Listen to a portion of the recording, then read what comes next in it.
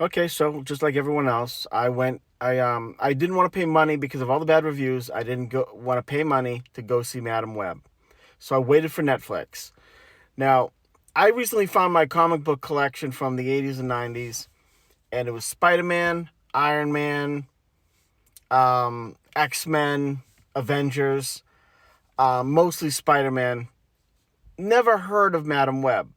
And I think I think most people never picked up a comic book when they go into these movies. So when you have an obscure character, and I know comic book people will be like, "Oh, it's not obscure."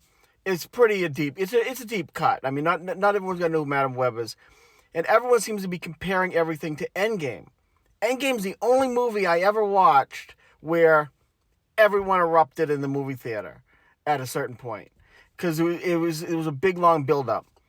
So I waited. I saw Madam Web, and I do not know what the people reviewing are talking about. I loved everything about the movie. It had a slow build up, but for what, 10 minutes? Um, the main characters, you didn't see them with powers yet because it was almost like a prequel to them getting powers.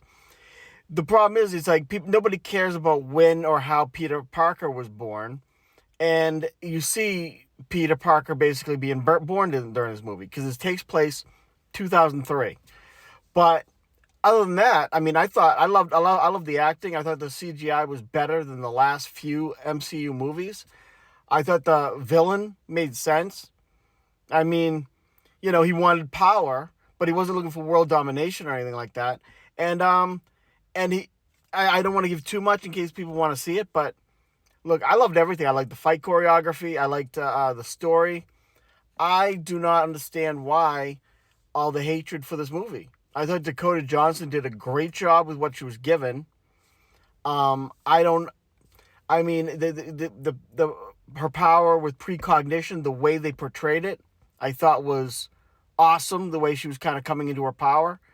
Um, but no, I mean, I love the movie. I'll probably end up seeing it again. I mean, maybe the fact that I was at home and I didn't pay money for it, but I thought it was better than Quantumania, and I liked Quantumania.